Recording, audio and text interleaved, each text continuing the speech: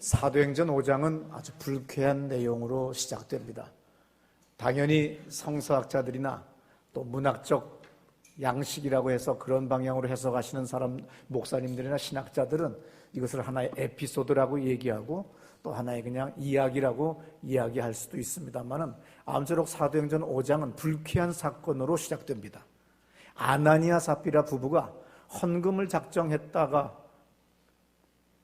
욕심이 들어서 번복을 하고 일부만 가지고 왔다가 사도 베드로를 만난 다음에 그 자리에서 죽어나가는 내용으로 시작됩니다. 그러니 사도행전 5장을 우리가 이번 주간에 큐티에 우리 전교인 큐티가 사도행전 5장이기 때문에 또 이것을 짚고 넘어가지 않을 수가 없죠. 헌금을 이야기하려고 제가 헌금 많이 내라고 강요하려고 내가 이 얘기가 시작된 것이 아니라 이번 주 우리 교회 큐티의 시작이 사도행전 5장이기 때문에 이 말씀을 드립니다. 5장 3절이 중요해요. 베드로가 가로되 아나니아 어찌하여 사단이 네 마음에 가득하여 네가 성령을 속이고 땅값 얼마를 감추었느냐 그랬어요. 즉시 죽었다고 되어 있지만 성서학자들이 해석한 결과는 얼마 후에 나중에 이제 죽게 되는 장면이 나옵니다. 우리가 오해할 수 있어요. 헌금 안 냈더니 죽었냐? 하나님은 죽이시는 하나님이 아니세요. 성령 하나님은 살리는 하나님이십니다. 시작. 성령 하나님이 죽게 한 거 아니에요. 우리가 있죠. 살이 낀다고 그래요. 사람이 죽으려고 하면 그렇게 급사를 하는 사람들이 있어요. 어떤 사람은 자동차로 그냥 충돌을 하고 뒤집어지고 해도 기어 나오는 사람이 있어요. 저도 교통사고를 전부 다 7번 겪었습니다. 마지막 겪은 교통사고는 무쏘가 대파가 돼서 폐차 처분을 했어요. 폐차시켰어요. 그 가운데 제가 사지가 멀쩡해가지고 나왔습니다. 근데 어떤 분은 차를 타고 가시다가 뒤에서 뒷차가 뒤에서 좀 받았습니다. 근데 여자분이 아무 외상 없이 그 자리에서 돌아가셨어요. 이것을 옛날 사람들은 살이 꼈다고 그러잖아요. 아이들 주먹질 싸움 하는데 보잘것없는 주먹질에 그리고 보잘것없는 엎어지고 넘어지는데 어떤 사람은 그렇게 자동차에 치여서 날아갔는데도 사는 사람이 있고 어떤 사람은 그냥 살짝 주먹 하나 맞았고 뺨 한 대 맞았는데 그냥 죽는 사람이 있어요. 그래서 이것도 그렇게 귀신이 놀라게 해서 죽은 거지 하나님이 죽게 한 거 아닙니다. 더 중요한 게 있어요. 오늘 베드로가 헌금하라고 강요하지 않았습니다. 헌금하라고 요청하지도 않았습니다. 저 혼자 괜히 이런 때는 제가 또 흥분이 되면 좀 쌍스러운 말을 하는데 꼴값 떨었어요. 헌금하라고 안 했어요. 헌금하라고 강요하지 않았습니다. 그 당시에 바나바라고 하는 집사가 굉장히 명성이 자자했습니다. 사람들이 찬사와 갈채를 보내고 바나바의 열심과 헌신 이런 것들을 사람들이 막 칭송하니까 이 아나니아 삽비라가 자기도 한번 칭찬받고 싶었어요. 그 순간에 다른 사람들을 혹하게 할 수 있는 방법은 뭐가 있겠어요? 날마다 새벽 기도하는 거 그거 못해요. 베란가 안 하던 것이 할 수 없어요. 그러니까 뭘 했겠어요? 집이 있었고 땅이 있었으니까 돈 좀 있으니까 집 팔아서 헌금하겠습니다. 지가 떠들었어요. 그 자기가 하겠다고 큰 소리 쳤어요. 그러고 난 다음에 제정신 나고 나니까 사람들의 칭송과 갈채와 찬사는 다 사라졌고 집에 와서 생각해 보니까 아까운 겁니다. 그러니까 어떤 일이 벌어져요? 스스로 철회하는 거예요. 그래서 땅은 팔았고 집은 팔았지요. 돈은 옛날에 무슨 은행이 있습니까? 자기 집에 있어요. 저거 다 가져가야죠. 왜? 다 낸다고 사람들한테 교회 앞에 떠들었기 때문에 해야죠. 사람은 약속은 지킬 줄 알아야 돼요. 가장 치사한 사람이 하나 있습니다. 내가 지난주 그 토요일 날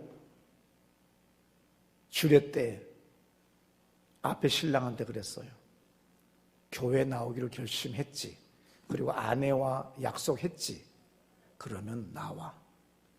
남자가 아내에게 약속을 했으면 그걸 지키는 거야.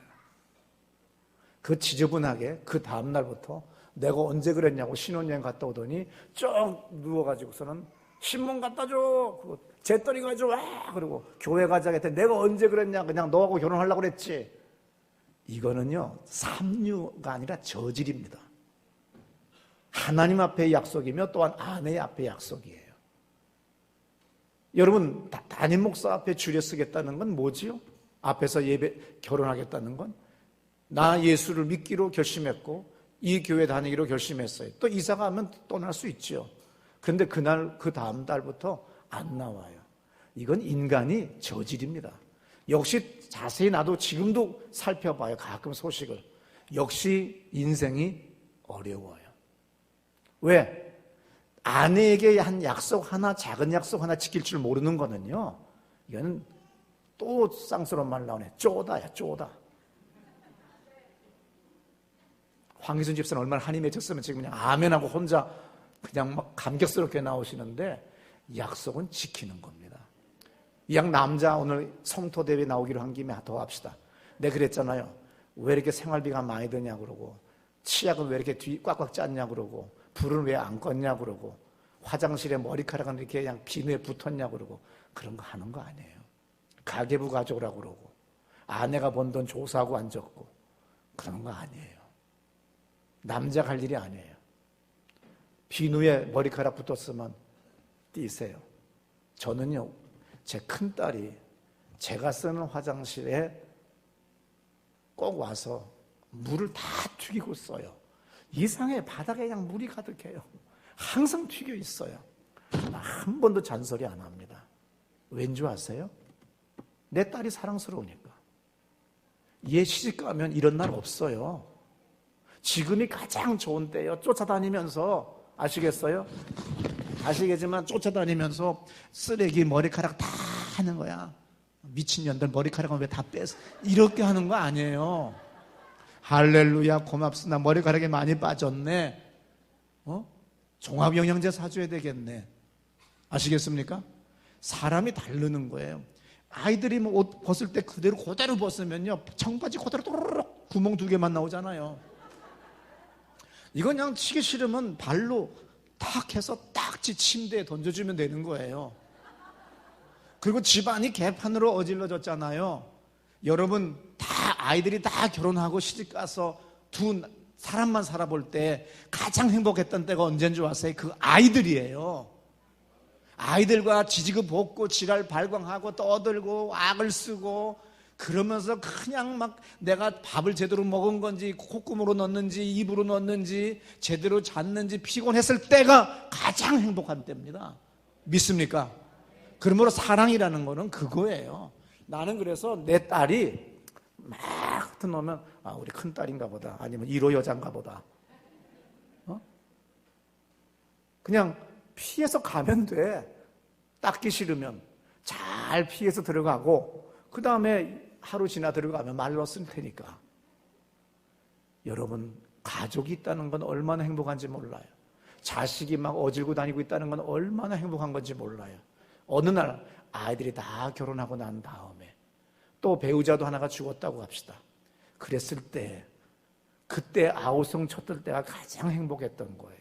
언젠가 내가 정은아 집사님한테 인생에서 가장 행복한 때가 언제인가 같아 그랬더니 자기 아이들이 7살, 5살 정도 됐을 때 그때가 아마 가장 행복했던 것 같대요. 왜냐하면 남편은 직장 생활하면서 월급쟁이인데 승진 잘하고 월급 잘 가져오고 아이들 막 떠들고 막 놀 때라는 거예요. 근데 두 아이 다 유학 보내고 부부가 살지고 좋은 집 살고 돈도 잘 벌지만 진정한 행복은 뭐예요? 가족이 있다는 거예요. 내가 기저귀 채울 아내와 남편이 있다는 거예요. 여러분, 혼자 있는 것보다 우리 이은희 집사님 반주자 친정아버지 돌아가실 때가 다 되셨어요. 그래서 제가 그 친정어머니 되시는 분한테 그 건너편 방으로 모셨어요. 예배실로. 그래서 이제 돌아가실 준비도 좀 이제 살살 하셨더니 정말 돌아가실까요? 나는 믿어지지가 않아요. 지금 더 살아계시면 환자도 고통스럽습니다. 환자도 고통스러운 거예요. 너무 고통스러운 거니까 이제 마음의 준비를 하시고 손을 놓으세요 그랬어요. 그렇게 자기 머리가 다 빠졌어요. 머리가 남편 간호하느라고. 너무 피곤한 거죠. 지금 몇 달째 병원에 옆에 간이 침대에서 쪽잠 자며 살고 있습니다. 그런데 자기 남편 보내고 싶지 않은 거예요. 힘들어도 기저귀를 채워도 남편의 몸무게가 나보다 엄청나게 큰 남자입니다. 그러니 그분을 간호하고 몸을 움직이게 하려면 더 큰 고통은 없어요. 그런데도 살아있는 것이 좋다는 거예요. 내가 뭐 하다가 옆으로 가서 이렇게 멀리 갔다 왔어요. 아무쪼록 여러분들, 베드로는 헌금하라고 강요 안 했습니다. 요청도 안 했습니다. 작정 헌금하라고 하지도 않았습니다. 아나니아 삽비라 혼자서 괜히 깝죽거리고서 이 짓 한 거예요. 목사가 주일날 왜 그렇게 쌍스러운 단어 씁니까? 하지만요, 정말 요거 괘씸해요. 그래서 많은 사람들이 오해를 해요. 헌금하라고 한 걸 갖다가 강요당해서 그렇게 했다고 할 수도 있겠죠. 근데 아닙니다. 그 당시에 바나바라는 사람들, 또 믿음 있는 집사들의 칭송이 자자하니까 자기도 한번 인정받고 싶어서 괜히 껍적거리다가 나중에는 죽음을 맞이하는데 성령 하나님이 죽이신 것 아닙니다. 다 같이 성령 하나님이 죽이신 거 아니다. 시작. 하나님은 죽이신 하나님이 아니시다.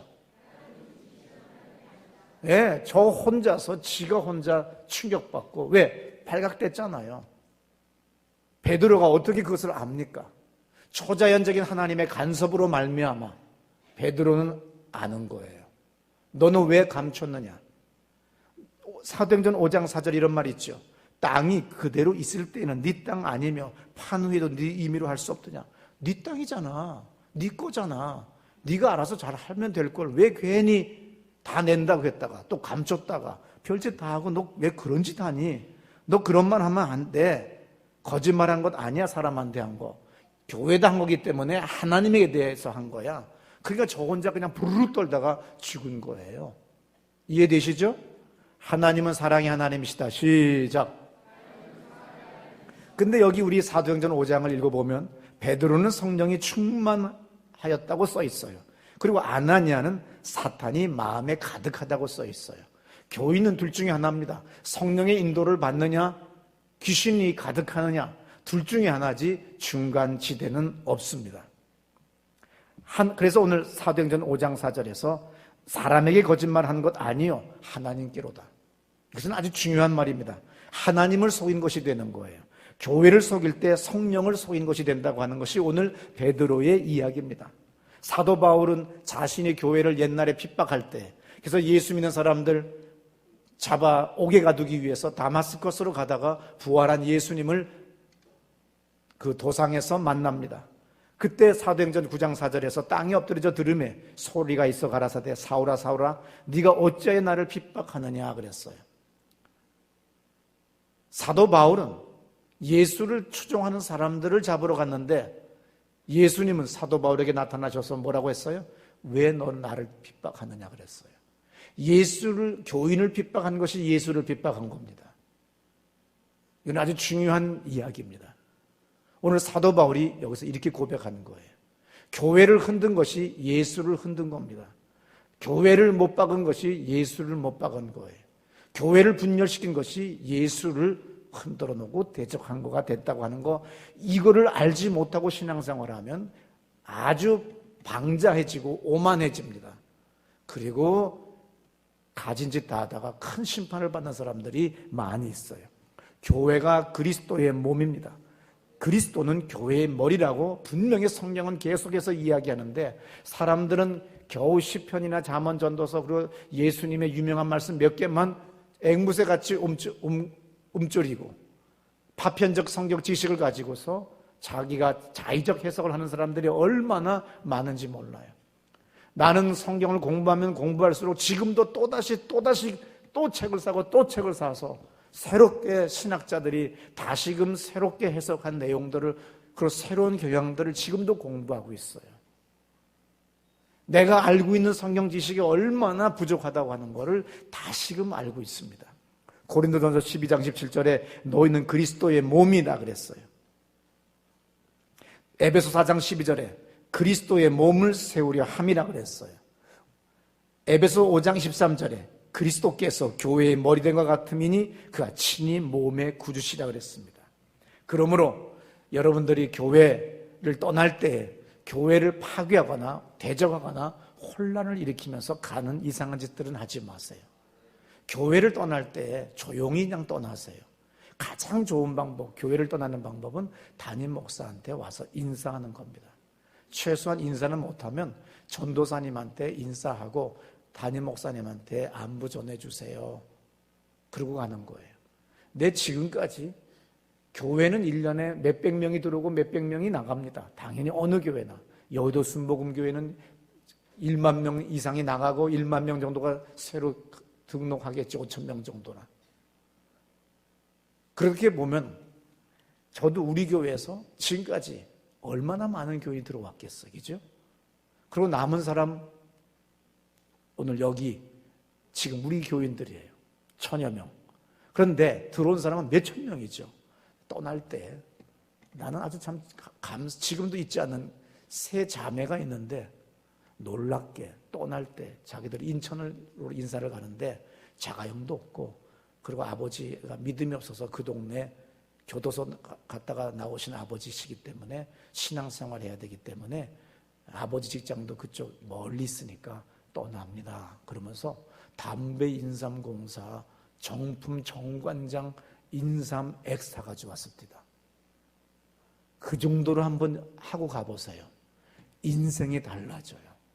사람은 맺고 끊는 걸 잘해야 돼요.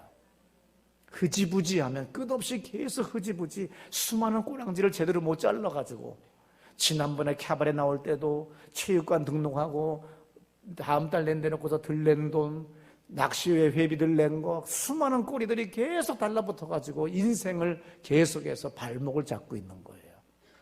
결실의 계절 가을을 맞이해서 여러분이 잘 되기를 원한다고 한다면 무심코 잊어버렸던 거 10,000원 껐던 거 50,000원 껐던 거 다시 오늘 가서 창피하다고 생각하지 마세요. 오늘 담임 목사님이 말씀하셨는데 그거 맺고 끊는 거 분명하라고 했는데 깜빡 잊었다고.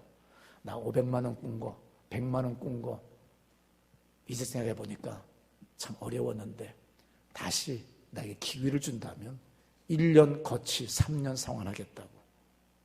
이러고 나가면 오늘 밤 꿈이 달라져요. 그리고 내일부터 인생의 사업이 달라집니다. 그런데 많은 사람들이 교회를 떠날 때 자기를 변호해야 돼요. 자기가 바람난 문제가 있어요.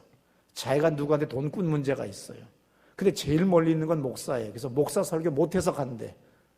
아니면 목사가 자기를 갖다 째려봐서 못 간대. 자기를 무시한대. 다 목사 탓이에요. 근데 또 내가 가서 물어보세요. 내가 가서 물어보면 어느 집사 때문이네. 이분한테 100명이 가면 다 달라요. 그런데 여러분들 교회를 떠날 때 교회를 흔들지는 마세요. 교역자 가운데도 제가 얼마나 많은 교역자를 만나고 또한 보냈겠어요. 근데 담임 목사도 속이고 교회도 속여요. 그러다가 나중에 얼마나 담임 목사는 억울할 때가 많겠습니까? 나를 나쁜 사람으로 만들어 놓고 아주 정말 추악한 사람으로 소문을 내고 떠나요. 근데 성경에 뭐라고 써있죠? 원수 갚는 건 내게 있으니 너희는 기도해 주라고 하는 말이 사도 바울이 말했습니다. 저희 아버지는 늘 밥상머리에서 저한테 그랬어요. 원수는 제3자가 갚는 거다. 절대 원수 갚지 말아라. 왜냐하면 그 인간은 어디서도 딴짓을 많이 했기 때문에 누군가가 성질 급한 녀석이 때려 죽일 거니까 네가 때려 죽이지 말아라. 너는 네 일을 잘 가라 그랬어요. 근데 나중에 예수를 믿고 내가 성경을 보고 목사가 돼서 보니까 아버지의 말씀을 저는 잘 실천했습니다. 성경 말씀을 잘 실천했어요. 그렇게 많은 사람에게 피해를 주고 교회에 재정적 엄청난 피해를 준 사람이 나중에 뭐가 돼? 자기가 5억대 이상을 사기치고 또 그 이상의 또 돈을 요구, 협박하다가 잡히게 되는 담임 목사로 생각할 때는 고소하다가 아니라 두렵구나, 떨리는구나, 주님이 하시는구나 하는 걸 알게 돼요. 그때 우리는 여러분 박수하면서 잘 됐다 이러는 게 아니라 두렵고 떨리는 마음으로 엎드리셔야 됩니다. 하나님이 역사하시는구나 이렇게 나가야 되는 거예요. 그래서 오늘 교회에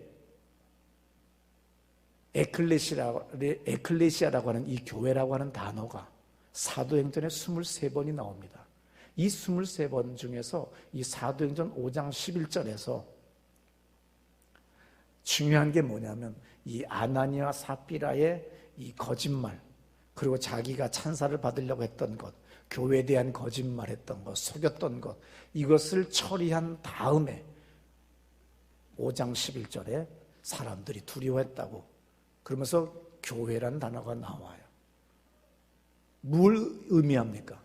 교회는 먼저 죄가 처리돼야 됩니다. 여러분의 사업도 기업도 가정도 죄가 처리되면 모든 문제가 처리됩니다. 근데 항상 자기 입장에서 입장 바꿔놓고 생각하라고 하면서 도의적 책임을 지지를 않으려고 하는 사람이 있어요. 그러면서 자꾸 나보고 와서 축복 기도해달라고 그래요. 그래서 자기들의 잘못은 절대로 인정 안 하는 사람이 있어요. 그것은 뭐예요? 이성이 마비된 사람이죠. 윤리의식이 마비된 거예요. 우리가 정치적 사과라고 하는 게 있지 않습니까? 도의적 사과라는 게 있잖아요. 또 국가 간에도 우리가 뭐라고요? 서로 유감을 표명한다 그러잖아요. 근데 쌍스럽고 무식하면 뭐라고 그래요? 다시 그걸 또 번복시키지 않습니까? 여러분, 잘못했습니다. 죄송합니다. 사과드립니다. 이거 돈 드는 거 아니에요. 이 말을 부부지간에도 많이 할 줄 알면 연애할 때도 인생에 정말 사랑이 넘치게 돼 있어요. 절대로 지 잘못은 인정을 안 해요. 그리고 지 입장에서만, 자기 입장에서만 자꾸 얘기를 합니다. 그러면 계속 갈등이 생기게 되고 갭은 더 커져요. 부부일지라도 연애지간일지라도 항상 죄송합니다. 이 말 잘해야 돼요. 미국은 살짝 길 가다 부딪혀도 엘리베이터에서 살짝 몸만 스쳐도 sorry 그러잖아요. 일본은 어때요? 뭐만 하더라도 스마생. 그냥 일본에는 그냥 가장 흔한 빠지게 나는 일본의 히라카나 가다카나 읽을 줄 몰라요. 근데 나는 거기 가서 설교를 했기 때문에 십몇 년을 설교하다 보니까 통역이 내 설교를 통역하는 것을 반대로 듣고 단어를 배웠어요. 그래서 그냥 이제는 거의 일본 사람 수준으로 제가 양복 입고 백화점 가면 일본 사람들이 막 직원들이 일본 사람인 줄 알고 막 그래요. 호텔에서 밥 먹을 때 메뉴판 딱 갖다 주면 당연히 일본말로 막 일본 사람 종업원이 그래요. 그럼 당연히 메뉴 보고 고래 딱 하나면 뭐 일본 사람인 줄 알죠. 내가 택시를 타고 어디 갑시다 거기까지는 알아요. 그렇지만 그러면 또 일본 운전기사는 내가 일본 사람인 줄 알고 막 그냥 막 오늘 날씨 좋지요 뭐 그러는 것 같아요. 그래서 당신 지금 벚꽃 보러 가는 거냐 거기 가는 거냐 말을 가는 거야. 그래서 내가 그냥 가끔 가다가 하이 소데스 소까 그냥 가는 거예요. 그냥 그리고 가다가 그냥 내리면 되는 거니까. 저는 그렇게 해서 일본 가서 언제든지 백화점 가면 음식값이 비싸니까 김치는 먹고 싶고 그래서 쭉 한번 감아먹고 김치, 닭광 한 번씩 딱 집어먹을 때마다 나는 일본 사람인 줄 알고 숨겨놓은 제일 좋은 생선 하나 2,000원짜리 한 마리를 줘요. 나 따라온 한국 우리 교인들은 숨겨놓고 반토 3분의 1토 막 주고 그때 제가 이렇게 먹지요. 고래와 난 데스까?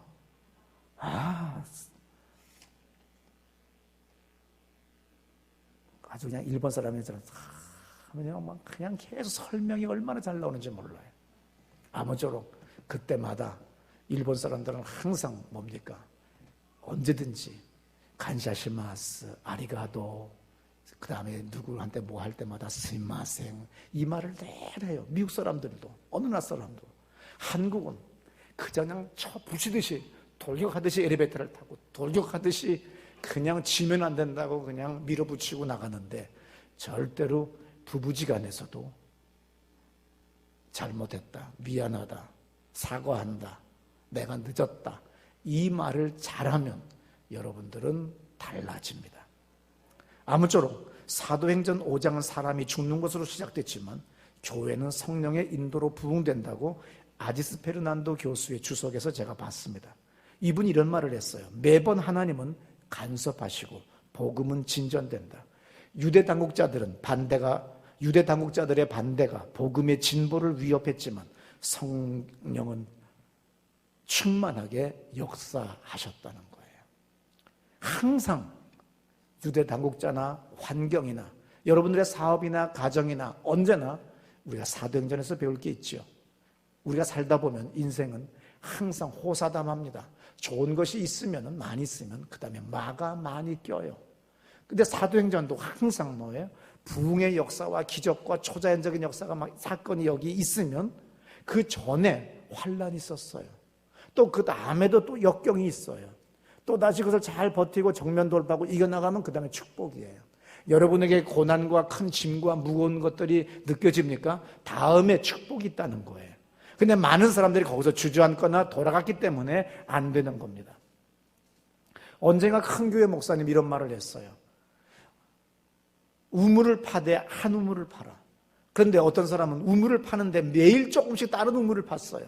365개의 우물을 팠어요, 매일. 근데 물은 다 안 나옵니다. 근데 한 사람은 계속 한 우물만 팠습니다. 그래서 뭐가 나와요?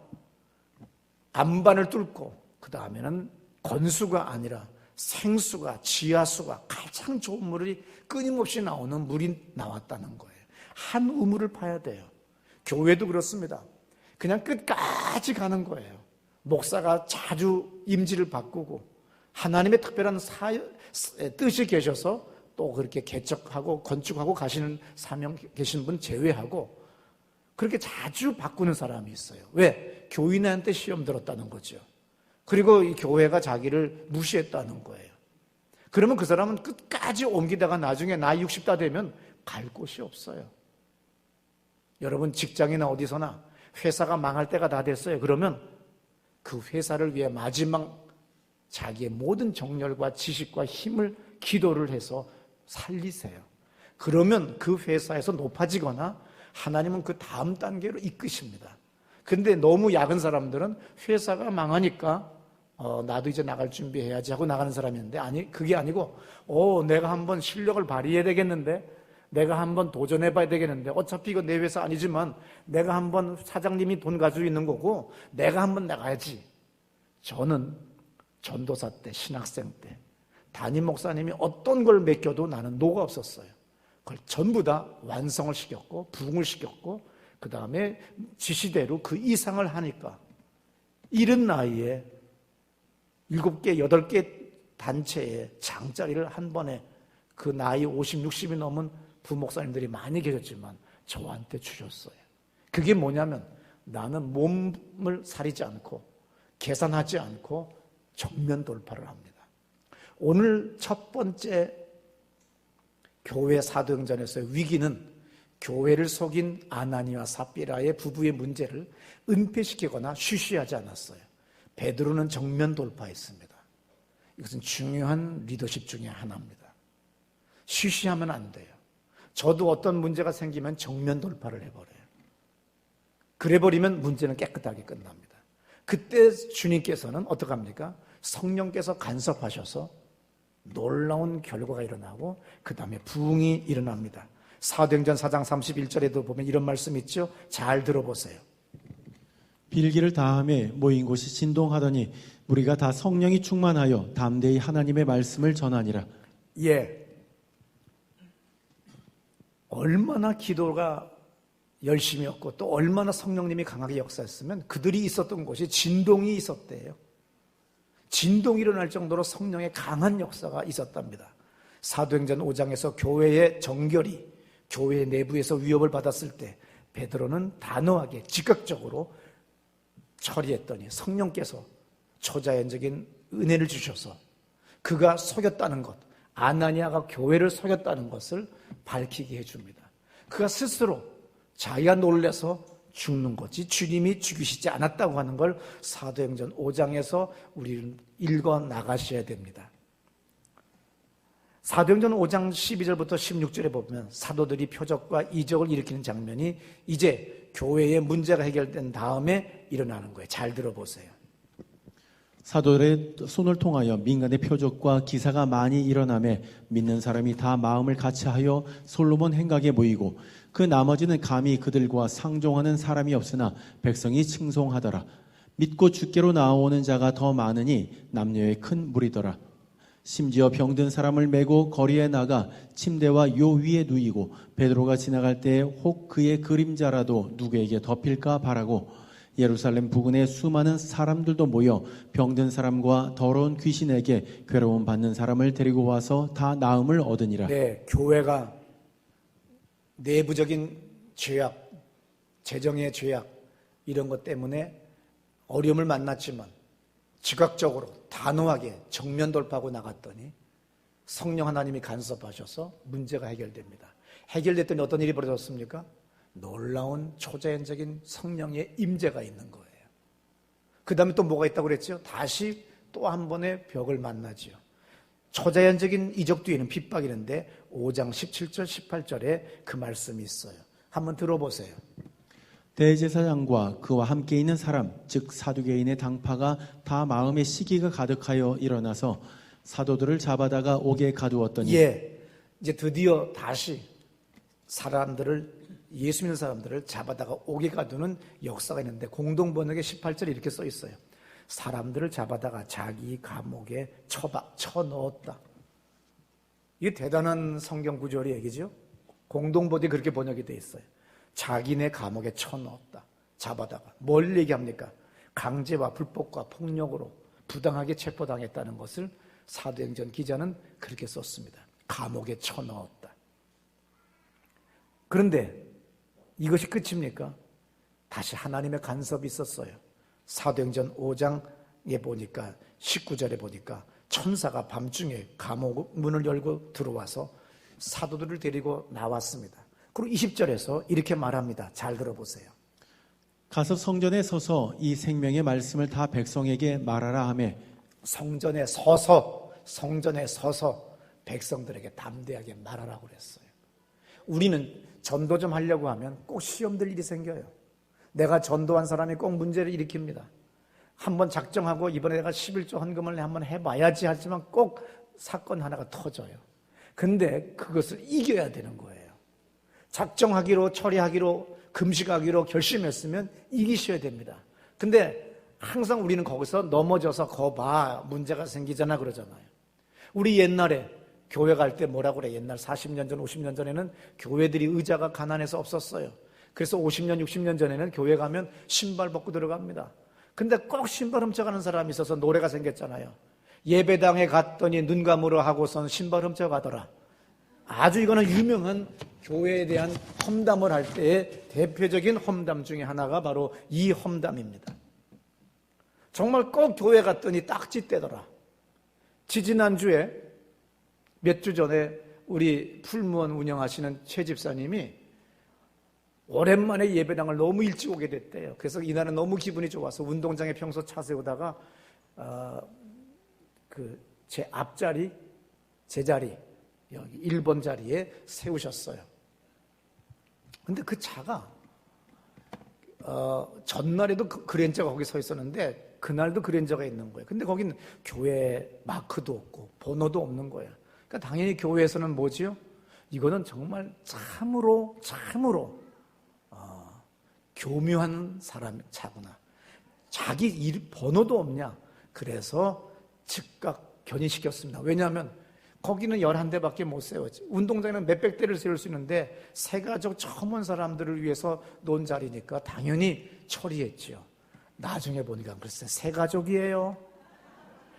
그래서 제가 당장 다음날 전화했죠.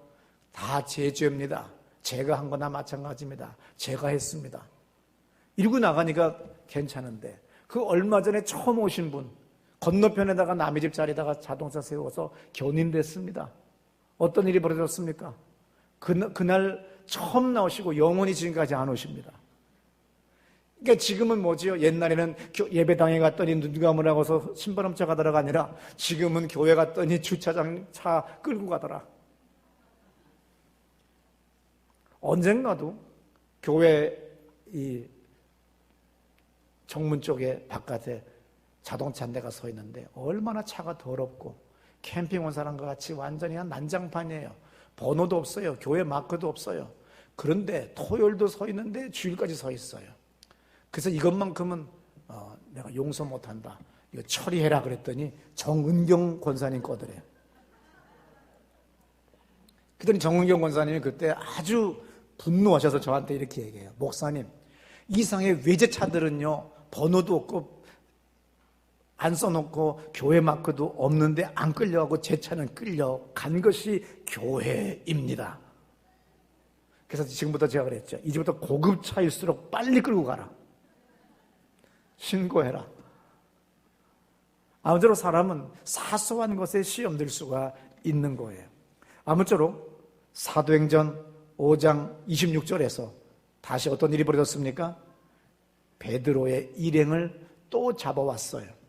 그 다음에 또 감옥에 가둡니다. 너희들 예수를 전하지 말아라. 그러고 난 다음에 이제 죽이려고 했다고 성경에 써 있어요. 5장 33절 다 같이 크게 읽습니다. 시작. 하여 사도들을 없이 하고자 할세. 죽여버리겠다는 거예요. 죽여버리겠다는 거죠. 이제 정말 큰 위기가 왔습니다. 그런데 이때에 당국자들의 중에 한 사람인 가말리엘이라고 하는 율법교사가 사람들한테 말립니다. 언젠가 이단 사이비가 생겼었잖아. 근데 그것도 그놈이 죽었더니 주모자가 죽었더니 다 사라지더라. 또 어떤 사람 또 이단 이상한 사상 가진 것이 나타나서 400명을 끌고 나갔잖니. 근데 걔도 죽어버리니까 사라졌잖아. 이것이 사람으로부터 난 거라고 한다면 이거 예수 죽었으니까 곧만 사라질 것이고, 정말 하나님에 의한 것이라고 한다면 하나님이 흥하게 할 거 아니야? 그러니까 우리가 무고한 사람의 피를 흘리게 하지는 말자. 그래서 자기 당국자들 안에서 이런 의견이 오늘 가말리엘이라는 사람을 통해서 의견이 도출됐고, 이 의견이 채택이 돼가지고 사람들이 어떻게 했어요? 제자들을 채찍으로 쳤다고 그랬어요. 여러분, 전도를 하면 축복받는 게 아니고 채찍에 맞습니다. 전도를 하면 내 돈이 더 들어가게 돼요. 내 아까운 돈이 더 쓰임받게 돼 있죠. 낭비 같을 때가 있어요. 여러분, 평안 주지 않습니다. 귀신이 더 집요하게 달려듭니다. 이때 신앙 없는 사람들은 뭐라고 그래? 나 전도 안 할래. 바로 그걸 귀신이 노린 거예요. 그래서 귀신이 뭐라고 그래? 착해. 넌 내 편이야. 하지 마. 여러분, 우리는 어떻게 되겠어요? 벌떡 일어나서 나가야 됩니다. 벽을 만날 때마다 그 벽을 타고 또 나르는 거예요. 놀라운 역사가, 부흥이 여러분의 가정과 사업과 교회에 있는 걸 믿으시기 바랍니다. 이 세상에서 가장 귀한 일이 뭐냐? 우리 장인어른 되시는 왕표순 성공학원 설립자님께서는 이렇게 말씀하셨어요. 사람들을 배움의 길로 이끄는 거라는 거예요. 당신께서 옛날에 가난했을 때 서울 유학 와서 동국대학을 다니는데 그게 언제입니까? 90이 넘으셨으니까 70몇 년 전이겠지요. 그래서 포장마차 국수장사 해가지고 한 학기 마련해서 다니다가 또 돈 떨어지면 또다시 국수장사하고 아르바이트 리아카 끌고 다니면서 장사하셨대요. 그렇게 해서 돈을 모아서 학교를 만들었어요. 그래서 이 가난한 이 백성, 이 사람들을 어떻게 해야 되느냐? 배우게 해야 된다. 그래서 자신의 모든 재산을 다 학교에다가 기증하는 바람에 자신의 집이 없습니다. 퇴직금까지 다 학교 지는 데다 집어넣었어요. 연금도 없어요. 남들이 볼 때 엄청나게 부자같이 사는 줄 아시는데 저분은 정말 가난하게 사셔요. 자기의 집도 없고 60년을 넘게 학교 교단에 섰던 분인데 연금이 자동으로 300 몇십만 원씩 나올 수 있고요. 네 분이. 근데 그 연금까지 학교 지는 데다가 집어넣었어요. 사람들이 다 어리석다고 욕을 할 정도로 그렇게 사셨어요. 왜? 사람을 배움의 길로 인도하는 것은 그렇게 귀하다는 거예요. 사위인 제가 나타나서 뭐라고 그랬어요? 사람을 배움의 길로 인도하는 건 참으로 위대한 일이다. 그러나 더 영광스러운 일은 있는데 배움의 길로 인도하고 또 그들을 영혼의 길로, 영생의 길을 가르쳐야 되는 거예요. 믿습니까? 이거 더 귀한 것은 세상에 없어요. 나는 지난 주간에 아주 참 귀한 죽음을 내가 봤습니다. 우리 교회 교인 되시는 분의 남동생이 캐나다 사시다가 암에 걸려서 이제 한국에 오셨어요. 누나한테 의지하러 왔습니다. 옛날에 누나에게 친정어머니가 말씀했답니다. 동생 흥수 밥 먹여줘라. 밥 굶는 일 없게 나오 그랬대요. 그래서 사업에 다 실패하고 병들어 왔지만 누나가 냉장고 사주고 방어도 주고 한국에 살게 했습니다. 드디어 이제 마지막 죽음을 맞이하게 됐을 때 한양대학 구리병원에 입원했어요. 그런데 이분이 엄청난 고통 속에 암의 최후의 고통은 너무 커서 앉지도 못하고 눕지도 못해요. 그 고통은 말로 표현 못합니다. 그러면서 통증이 오는 거죠. 그런데 이분이 병간호하는 요양사한테 그러더래요. 내가 세례받고 싶다고. 나 세례받고 싶어 그러는데 옛날에 다 우리 형제들은 다 예수를 믿었는데 나만 세례를 안 받고 예수를 안 믿었다고. 이유는 문답하는 게 싫어서 외우는 게 많아서. 그랬더니 그 병관하는 요양사가 이렇게 말을 했어요. 아세요. 병원에 원목도 있고 또 목사님 부르면 병원에서는 문답 없어요. 그러니까는 목사님 모셔다가 세례 받으세요 그랬어요. 그랬더니 누나가 이 말을 듣고 저를 초청했습니다. 정말 이분이 얼마나 예의가 바른지 침대에 앉지도 못하고 눕지도 못하고 밑에 앉아 계시다가 내가 가니까 우유 3병을 꺼내요. 목사님 오셨다고. 그 고통 가운데 사람이 만질 데가 없어요. 너무 아파서 아무도 만지지를 못해요. 간호사도 못 만져요. 어떻게 할 길도 없을 정도. 그 가운데 자기가 냉장고 문을 열고 난 뭐 하나 했더니 우유 3병 꺼내줍니다. 제가 세례 예식을 하고 그 다음에 성찬 예식을 하고 그 다음에 성경에 기름을 발라 기도해 주라고 해서 제가 이 3가지 예식을 다 했습니다. 그리고 잘 가시라고 그랬어요. 그러니 돌아가시기 전날 제가 다시 또 병원에 갔더니 이제 숨이 마지막 넘어가시는 장면이에요. 이제 얼마 안 남았어요. 마지막 사람은 배로 튼튼한 사람은 숨을 쉬어요. 약한 사람은 가슴으로 숨을 쉬어요. 마지막 죽기 전에 사람은 목으로 숨을 쉬어서 이렇게 해요. 근데 이것이 마지막 이렇게 넘어가는데 튼튼한 녹용을 많이 먹으면 꺽 했다가 다시 또 살아서 또 꺽 해서 또 24시간 또 갈 수 있어요. 이게 제가 말씀을 드렸죠. 허리에 손을 넣어봐가지고 닿았는지 그리고 변은 받는지 그리고 마지막 목숨 이 숨이 그렇게 되면 돌아가실 때가 됐다 그러는데 이분이 그렇게 예의 바르게 내가 다시 엘리베이터를 타러 이제 갔더니 다시 불렀어요. 뭔가 했더니 우유 안 가져갔다고.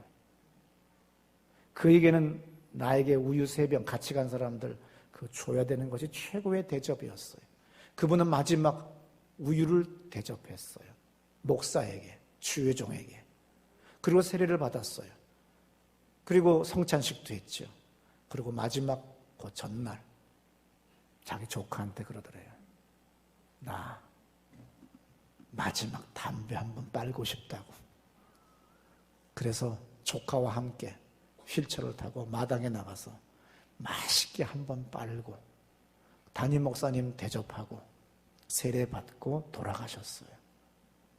나는 그때 이분을 기도해 주면서 돌아가시기 직전에 제가 내 핸드폰으로 찬송가를 그의 머리맡에 켜놓고 성경도 읽어주고 기도하는데 아들을 용서합니다. 아내를 용서합니다. 또 아들을 사랑합니다. 아내를 사랑합니다. 누나를 사랑합니다. 다 사랑하라고 따라하라고 그랬는데 놀랍게 아들이라고 하는 말을 할 때 눈을 떴어 이분이. 돌아가시기 전에 눈을 딱 떠요. 그래서 내가 따라하라고 했더니 이렇게 하면서 그것만 해요. 말할 때마다 내가 아내를 축복합니다. 아들을 축복합니다. 이러다가 그 다음날 돌아가시더라고요.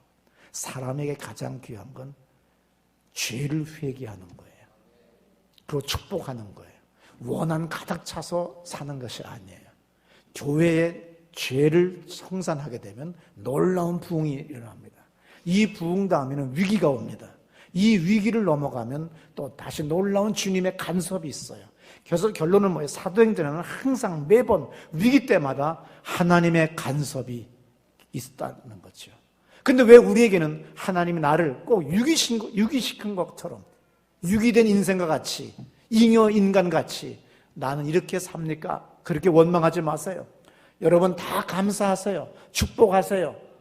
아시겠습니까? 용서하세요. 선포하세요. 그러고 난 다음에 이사야에 어떤 말씀이 있습니까?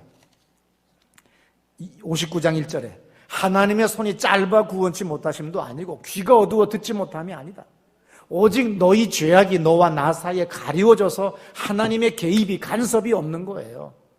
정말 하나님의 간섭이 사도행전적인 역사와 같이 일어나기를 원한다고 한다면 여러분들 죄의 문제를 처리하셔야 됩니다. 즉각적으로 단호하게 처리하셔야 됩니다. 그러면 하나님은 초월적인 능력으로 역사하셔서 베드로에게 함께 하시는 거예요. 벽을 만나고 환난이 기다려도 담대하게 성령을 의지하셔서 전진하세요. 시편 18편에 있는 말씀과 같이 내가 주를 의지하여 이 담을 넘나이다. 마태복음 28장 20절에 이런 말씀이 있습니다. 내가 너에게 분부한 모든 것을 가르쳐 지키게 하라. 볼지어다 내가 세상 끝날까지 너희와 항상 함께 있으리라. 주님은 항상 우리와 함께 한다고 약속하셨습니다. 그래서 사도행전에서 사도들이 위기를 만날 때마다 주님은 직접 개입하셔서 역사하십니다. 죄의 문제를 처리합시다. 그리고 모든 사람들을 용서합시다. 모든 사람들을 사랑합시다. 축복합시다. 담임 목사 얄밉거나 어느 교인 돈 꿔줘서 못 받아서 화가 나서 교회 떠나기로 했던 거 이번 기회에 다 용서합시다. 그리고 다시 한번 엉덩이를 굳게 여러분들의 의자에 다시 한번 더 도장을 찍으시고 1년 또 버텨봅시다. 1년 버티면 10년 버틸 수 있어요. 10년 버티면 평생 이 교회에 살 수 있게 돼요. 사람이 마지막 내가 젊었을 때 헌신했던 교회에서 죽음을 맞이하고 많은 사람들의 존중을 받으며 엄숙한 장례식을 치를 수 있다고 하는 것, 그건 축복입니다. 그래서 나도 늘 고민할 때가 있어요. 미친 고민이지만 내가 담임 목사할 때 죽어야 될까? 그러면 그래도 우는 사람들이 몇 있겠지. 근데 은퇴한 다음에 내가 저기 지방 가서 살고 있는데 통에서 살고 있는데 죽어버렸어. 아무도 안 와. 뭐 이런다든지. 이건 다 농담이고요. 여러분, 죄의 문제를 처리하세요. 그리고 위기를 만날 때는 정면 돌파하세요. 그러면 성령님이 직접 간섭하십니다. 우리 다